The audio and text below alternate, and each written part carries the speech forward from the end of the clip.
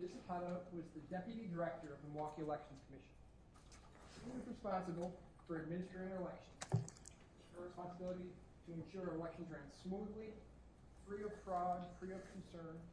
In particular, she was in charge of absentee ballots, which it was her responsibility to make sure absentee ballots were appropriately processed, appropriately managed.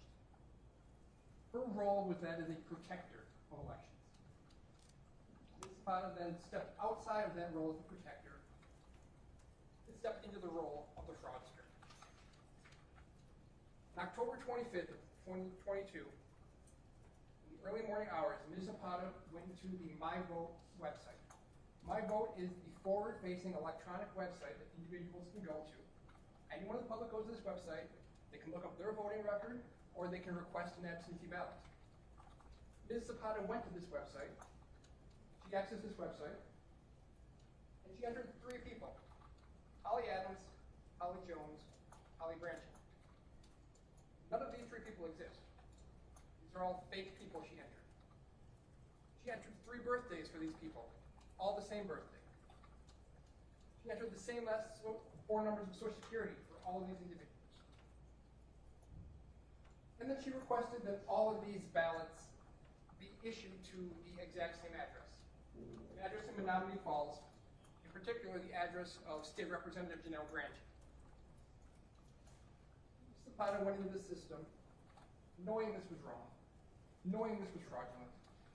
She had these ballots sent off anyway. This ballot request was then sent off and received by municipal clerks in 3 different municipalities: in Shorewood, in Menomonee Falls, and in South Milwaukee. Clerks for each of these municipalities, they did their jobs. They received an absentee ballot request. They processed that request, and a ballot was sent off based on that request. Based on Ms. Zapata falsely entering these individuals into the system, 3 ballots were then issued.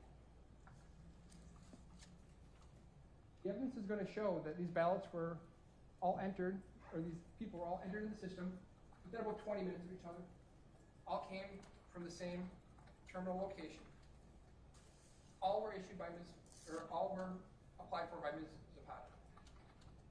Now, the way we know for sure that it was Ms. Zapata doing this fraud, she admitted. Ms. Zapata went to her boss, the executive director of the Milwaukee Elections Commission, and told her that I entered 3 false names into the system to have military ballots issued. She then sat down for an interview, with an attorney present with her. And she said during that interview, I fabricated 3 names. I created 3 false individuals to have ballots issued. I knew this was wrong. I knew this was against my authority. I did it anyways. For these actions, Ms. Zapata is charged with 2 offenses, or 2 separate classes of offenses. First offense is misconduct in public office. That is 4 elements. Ms. Zapata was a public employee. She engaged in some particular conduct. That conduct was in excess of her authority, and that she knew it was in excess of her authority. Ms. Zapata was the Deputy Director of the Elections Commission. That is a public employee. In that role, she fabricated 3 individuals to create false military ballots. That is her conduct. That conduct was in excess of her authority. The Deputy Director of any individual does not have the authority to create false individuals to defraud our elections. She knew that conduct was in excess of her authority because she told us. She said in an interview once. The second class of offense is making false statements to obtain military absentee ballots. She's charged with 3 counts of this, 1 for each of the 3 individuals that she falsely fabricated. False statements to obtain absentee ballots has 3 elements. First, she made a statement to obtain absentee ballots. Those statements in this case will be creating 3 false personas. Second, those statements were false. These people did not exist. Finally, that she knew the statement were false. Ms. Zapata knew she was not Holly Jones, Holly Adams, or Holly Brantdjen. She knew she was entering false information. Now, for each of these counts, the a misconduct in office and the 3 counts of false statements to obtain an absentee ballot, the state needs to prove each element beyond a reasonable doubt. It's a burden the state welcomes. We believe we will meet. Now, as the deputy director, Ms. Zapata was entrusted with safeguarding our elections. She responded to that trust by inserting fraud into our election. Ladies and gentlemen, I'm going to ask that you listen to all the evidence, you fairly and impartially weigh it, and you render a verdict that is just, that is in accordance with the law and the facts of the case.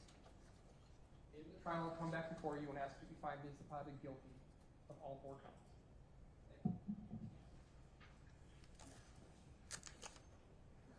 Tony Hams. Thank you.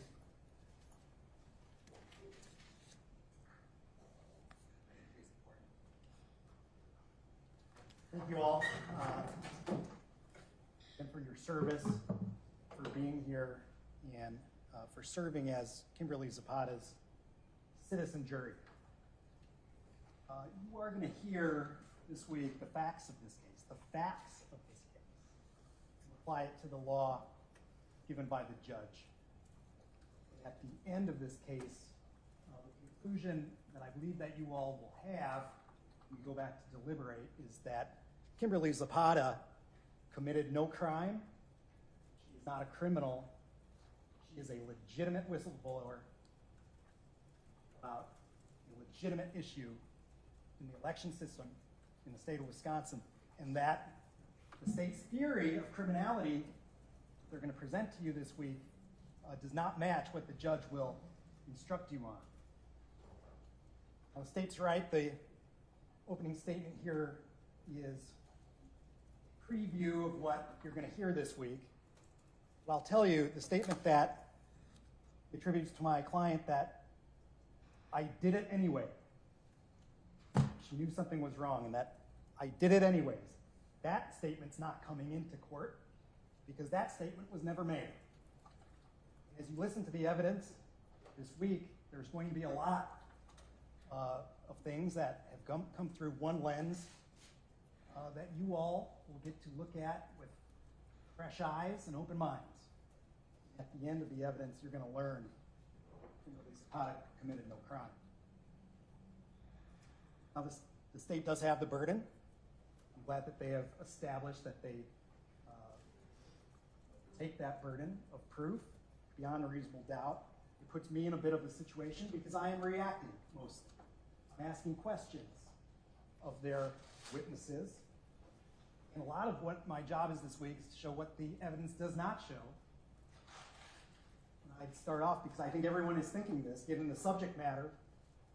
Was Kimberly Zapata wearing a red hat? Was she a Republican operative? Or was she wearing a blue hat?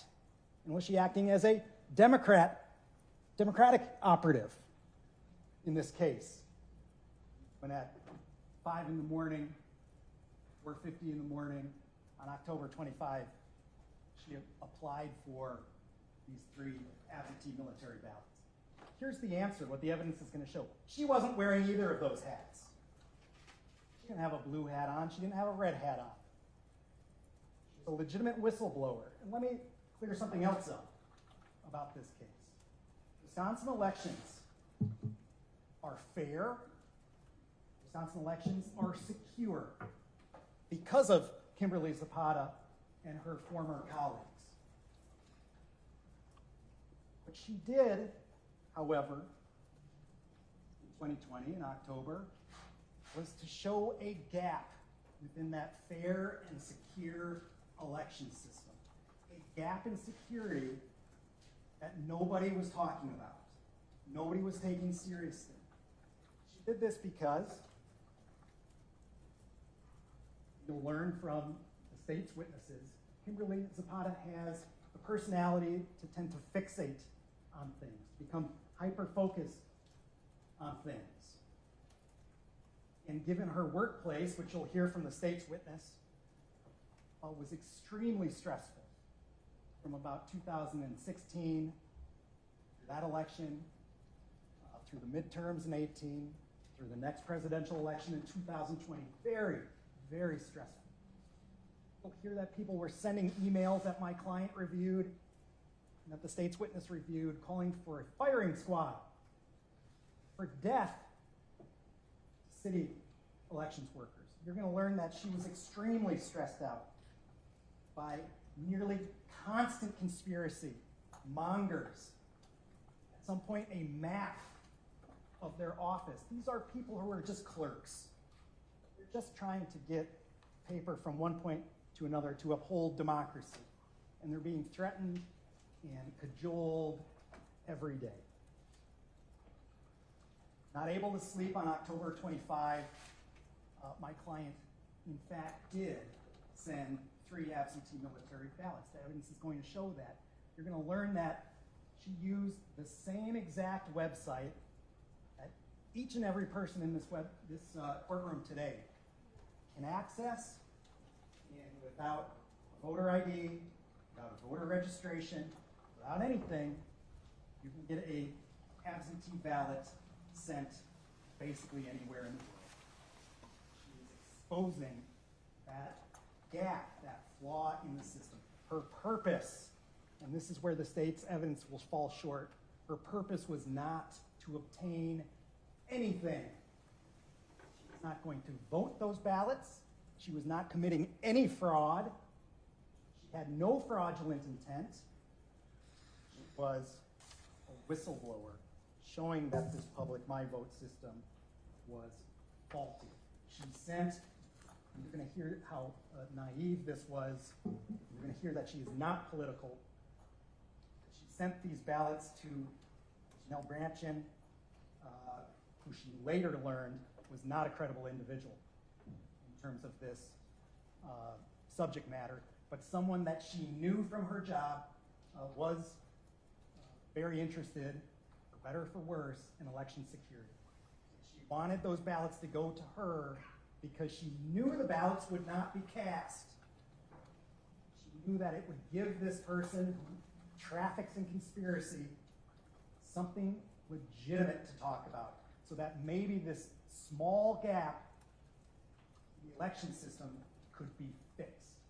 At the end of this case, ladies and gentlemen, I am very confident that you will learn that my client had no purpose in obtaining any ballots. She was not acting in any official authority when she did so on October 25, and that the state's theory is complete bunk, and this case should have never been brought before you. But that it's a good thing that we have citizen juries, so that you can undo the injustice that has happened to my client. Objection. Thank you.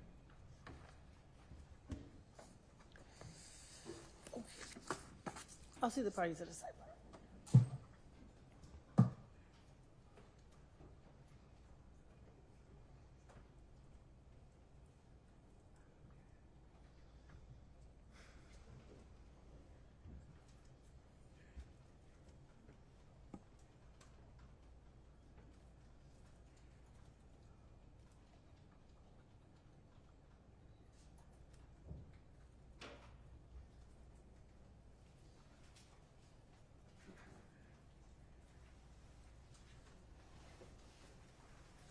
Calls Amy Dishinger to the stand.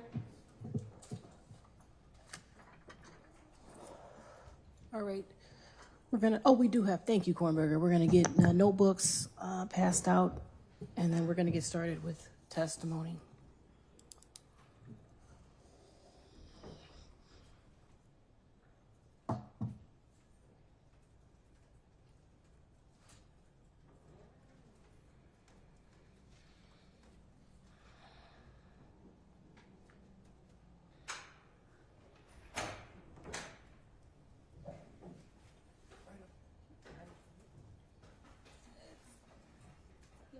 Up here, and I'll make sure that microphone is turned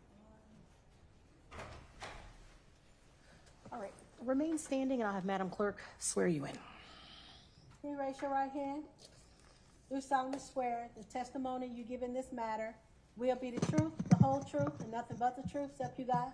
Yes. You may be seated. Once seated, please state your first and last name and spell it for the record. Amy Dishinger, spelled first name, last name Dishinger, Dishinger. Whenever you're ready. Good afternoon, ma'am.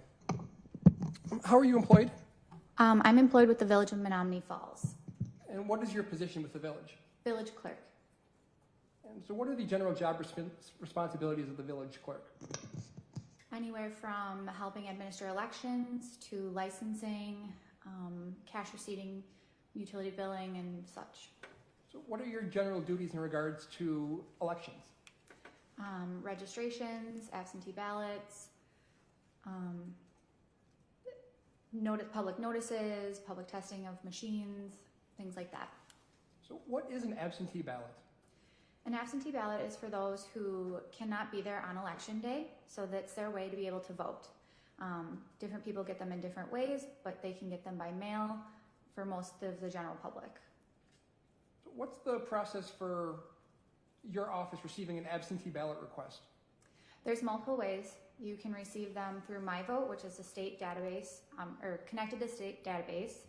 Then there is, you can send them in via mail on a paper application, or if you come into the clerk's office during in-person voting time, you can also turn in an application at that time. And then you mentioned MyVote. What is MyVote? MyVote is a website that the state has designed that actually functions with WisVote, which is also a state database for voters. MyVote allows people to register online, request absentees, check where their ballot is, see who's on their ballot, and I think that's most of it. And so MyVote is a public-facing website? Yes, Anyone from the general public can access that website? yes, And then anyone can then go into that website and request an absentee ballot? yes. Now, is there a different process when it comes to military absentee ballot requests? Yes. With military, they do not have to register before requesting an absentee ballot. And so for someone to register for a military absentee ballot, what would they have to do? They can either use what is called the FWAB, which is a form document they can send in, or they can do it through MyVote. There's a separate button on there for military voters. And so they click the button, they enter their information in the MyVote system, and what happens next? That record then gets sent to my office, and if it's a complete enough record, it actually gets put right into WisVote, and then we are able to issue the ballots from there. If it's not a complete record, then we would have to review it before pushing it through to be issued. Okay, so once you receive the notice from MyVote, what is your responsibility? Like I stated, if it's something that we have to look into, it'll come through via an email and be in an appending area. Then we might have to check their photo ID or things like that. If not, MyVote actually pushes it right into the already ready applications for absentees, where a clerk can then go in and issue those ballots from there. Okay, so once you receive it from MyVote, if everything looks okay, it's an automatic process for you to issue a ballot? Correct. So you don't have discretion to not issue a ballot? I'm going to object. Calls for a legal conclusion. It's also outside of the scope of what a lay witness would testify to. Objections overruled. So once you receive that request, it's an automatic process that it must be issued? Yes. And so do you have discretion to choose not to issue it if it is in the correct form? No, by state law, we have to have them out in a certain time frame. And what's that time frame that you have to send out those ballots? 24 hours.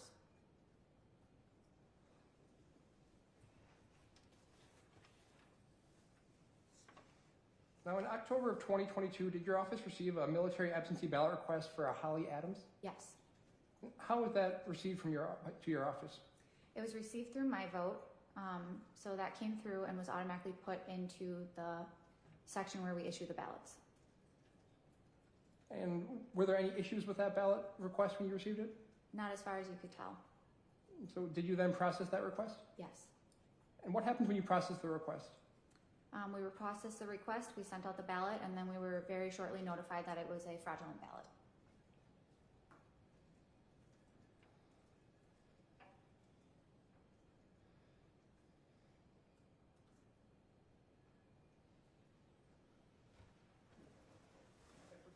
Yes.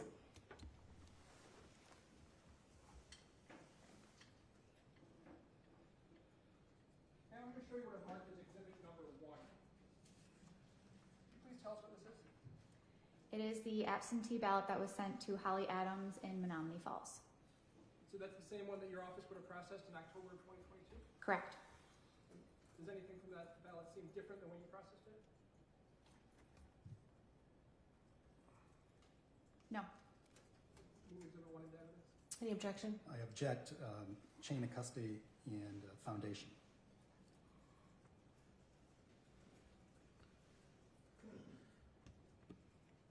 Any response? The witness who testified to appropriate foundation, chain of custody just goes to weight on this bill. All right. The objection is overruled. Exhibit 1 is received. That ballot, is it specifically denoted as a military ballot? Yes. How can you tell? Well, when the application comes in, it's noted as military, but then actually on the envelope itself, it also states military. When we print our labels, it has different identifiers on it for types of absentees. And what was the date that was mailed out? Can you tell from the post stamp? Oh. October 25th of 2022.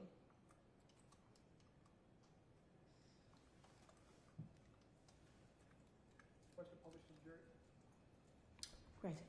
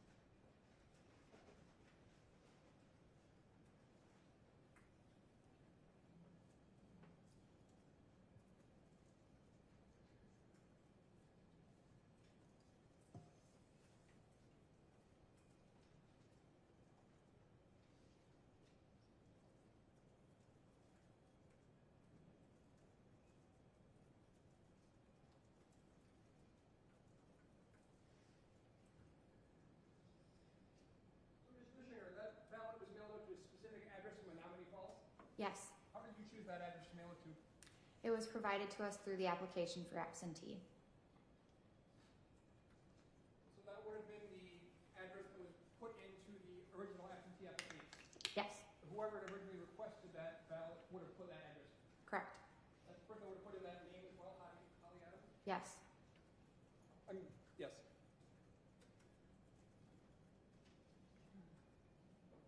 Now, you said your office was notified that this was a fraudulent ballot. Yes. How were you notified of that? We were notified by both the state and the district attorney, the state and the sheriff's office. And what actions did you take after you were notified that this was a fraudulent ballot? We canceled the ballot immediately.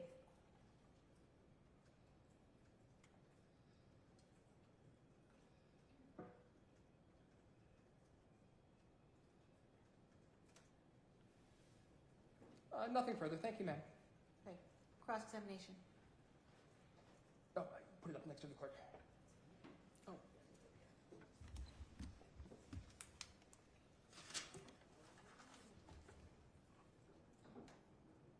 Thank you, ma'am. So let me get this straight. So on the morning of October 25th, you received an application for a military absentee ballot, correct? I couldn't tell you if that was the exact date, but we would have had it out within 24 hours. Of it being requested from the... Correct. Sorry, My vote.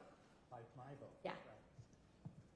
Right. So if it were sent on the early morning hours of October 25, say 4 a.m., 5 a.m., fair to say that in the next business day it would be sent out. Correct.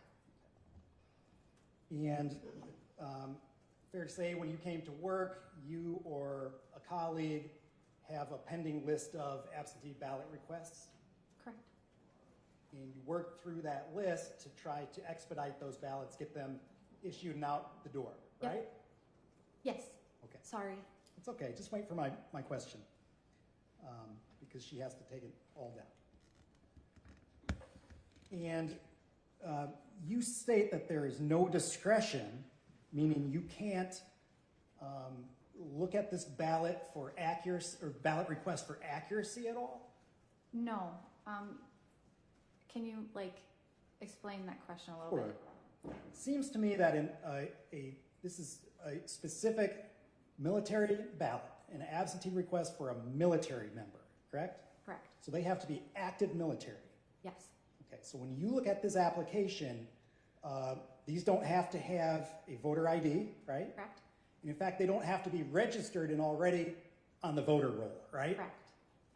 So it's really, they are a special ballot request. Yes. And when you get these special ballot requests without the voter ID, without the prior registration, you state there's no discretion to scrutinize these requests at all? I don't see how I could, as it comes through with that information. I wouldn't know where to even start to know that we wouldn't have a Holly Adams in the military. Okay. What about the address of where you're sending the ballot? Yes, I can understand that one with the address. I don't have everybody's address memorized, so unfortunately I wouldn't have Janel Brantdjen's memorized. And I mean, I guess somebody who could be overseas could be at that address too. Okay. Fair to say in Menomonee Falls there's not a military base, right? Not a military base, no. There's no military barracks in Menomonee Falls that we know of.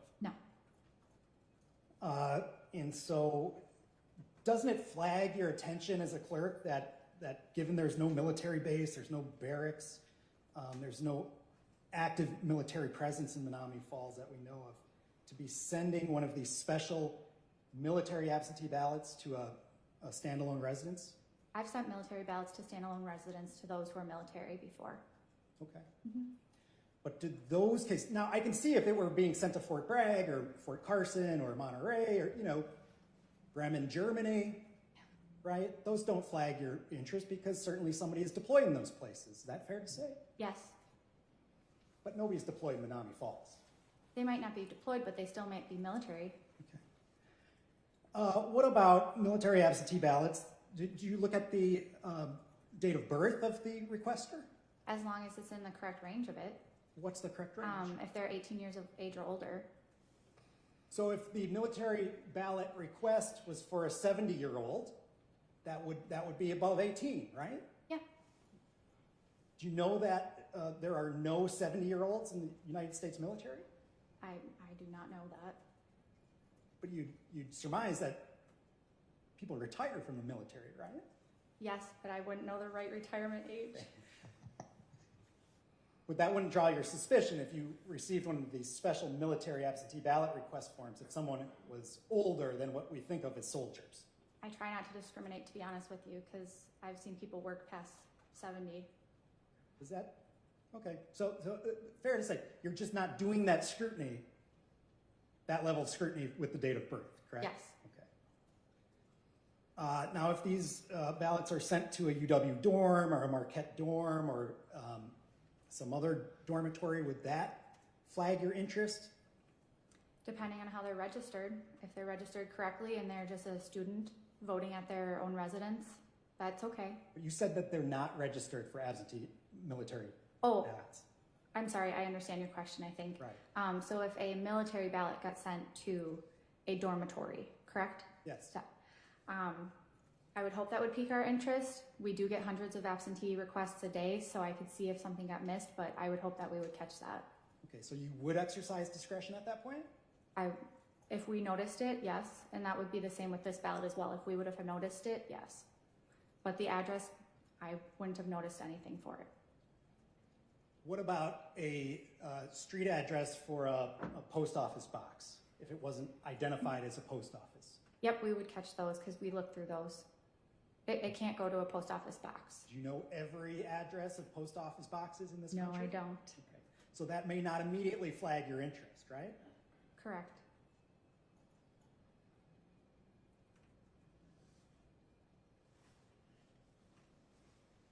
Now, after the election, I just take it that during these elections, you're getting, you said hundreds a day of absentee requests? You get hundreds a day.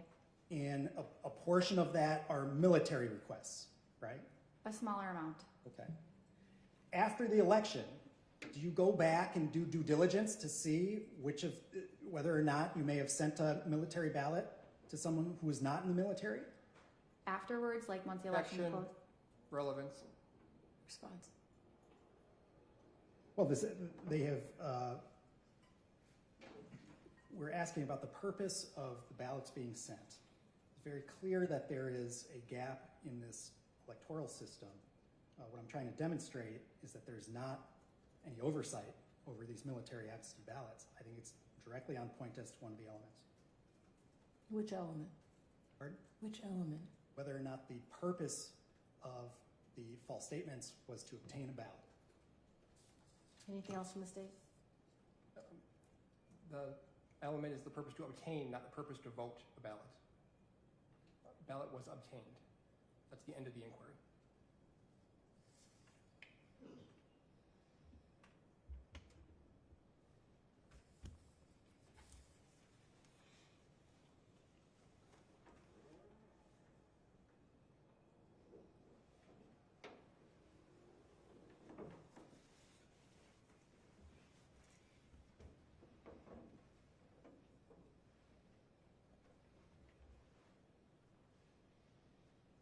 Okay, I'm going to overrule the objection for now. Very well. Very clear, you did not send from your clerk's office a ballot to my client, right? I sent a ballot to Holly Adams at the Menomonee Falls residence, requested for the military ballot. Very well. Thank you, I have nothing else. Any redirect? The address you sent to was not a post office, correct? No, It was not a dormitory? no, It was not student housing? no, It was a legitimate Menomonee Falls address. correct, There's nothing from that address that would have made you assume Holly Adams could not live there? correct. Nothing else? Anything based on that, Attorney Adams? Sure. The Holly Adams, though, was not a real person, right? But how am I supposed to know that Holly Adams isn't a real person? Well, did you It's look a in the name. Did you look in the phone book? Did you look at to see if Holly Adams was in the registry anywhere across the state of Wisconsin? No, Did you look in any database for a Holly Adams? no. Thank you. Nothing else. Nothing further, thank you, Okay, ma'am. thank you very much. Good step down. Stay ready to call us next witness? State would call Toya Herold to the stand. Okay.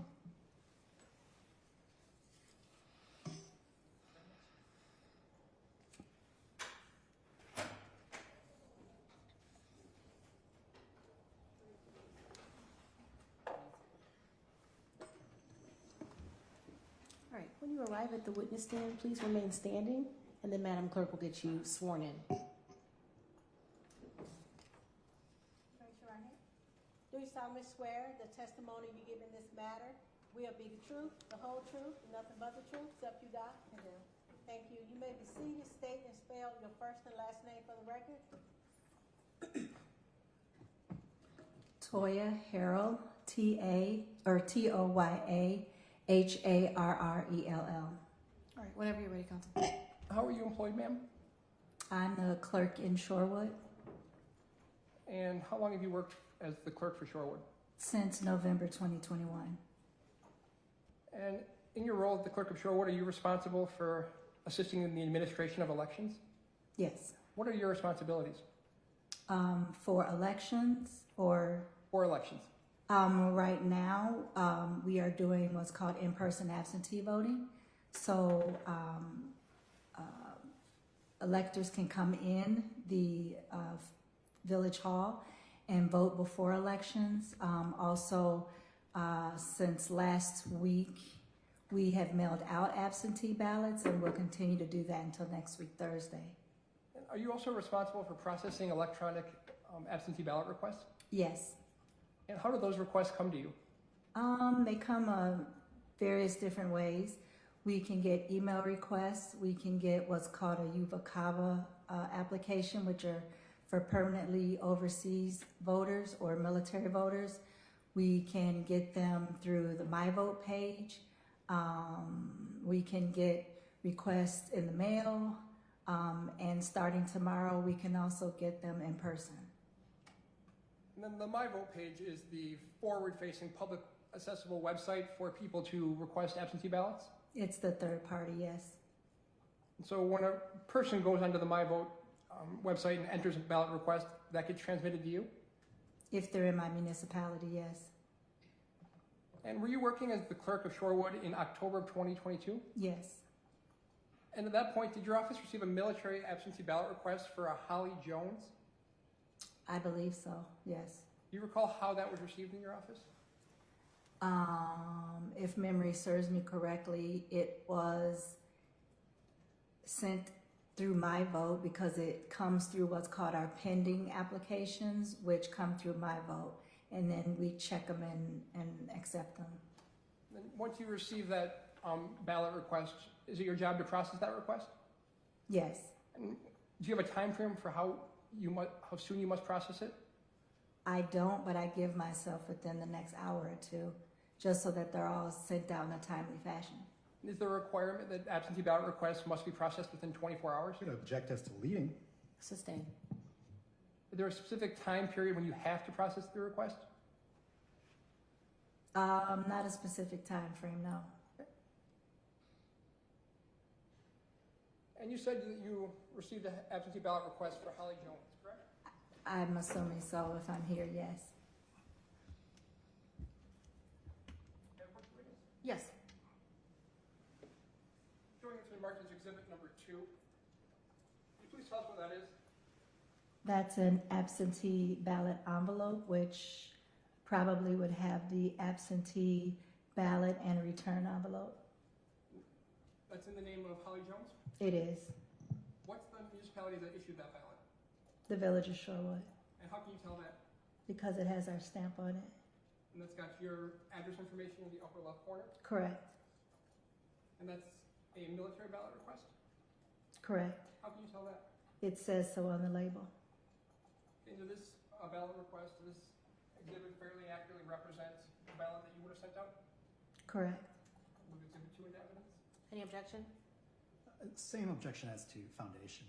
Okay, all right, the objection's noted. It's overruled. Move to publish? Granted.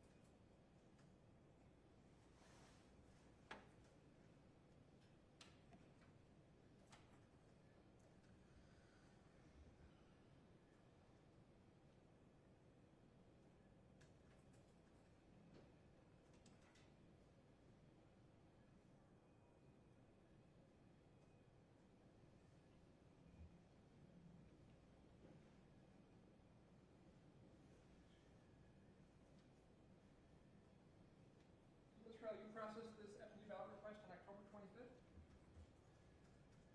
Yes. And after that, you mail it out to the residents listed, correct? Yes. And listed Menomonee called residents? That's what I saw, yes. After that, do you have any involvement with the ballot?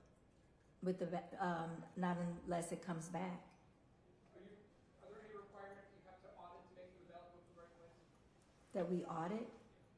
No. I was, yes. How did you receive that notice?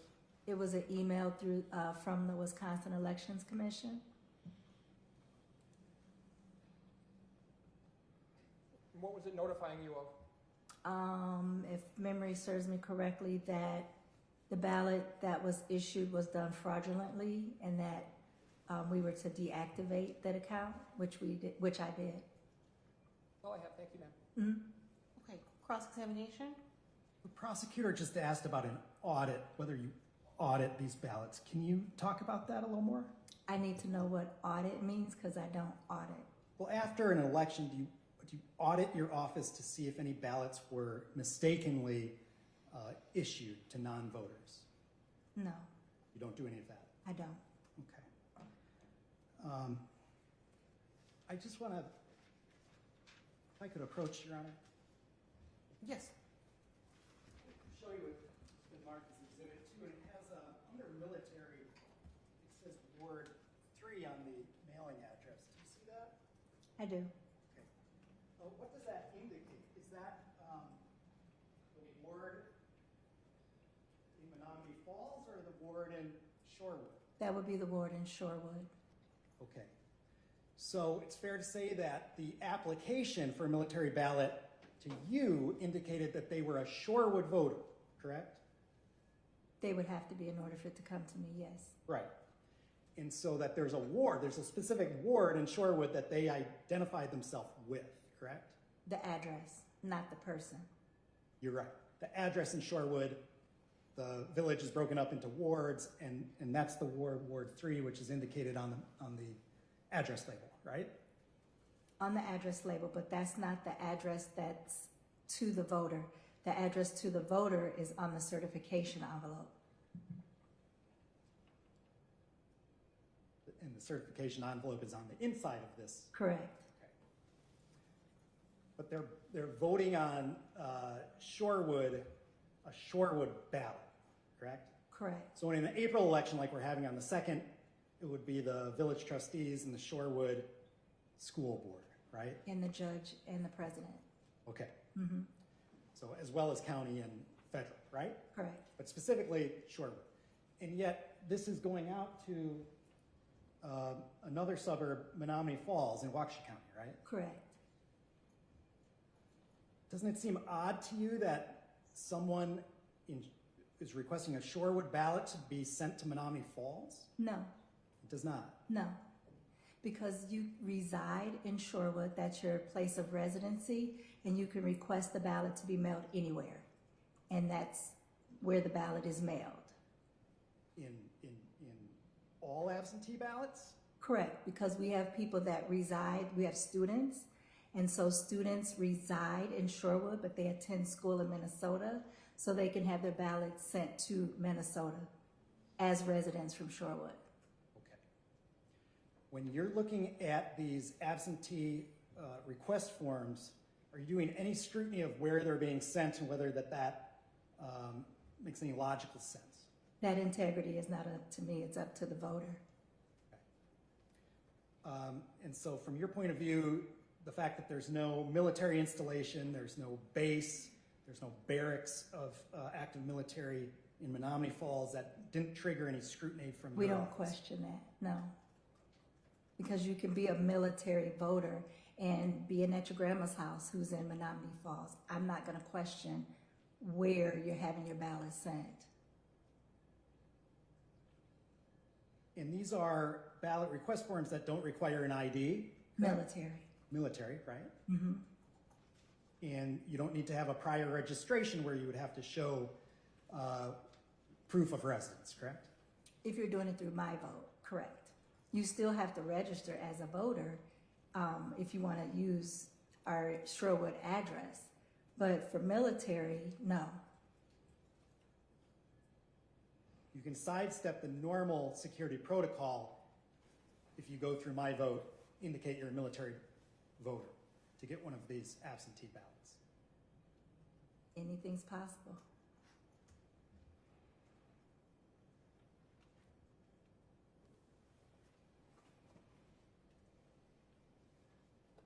It was only because you received the email from Wisconsin Election Commission that you learned that this was a false name, right?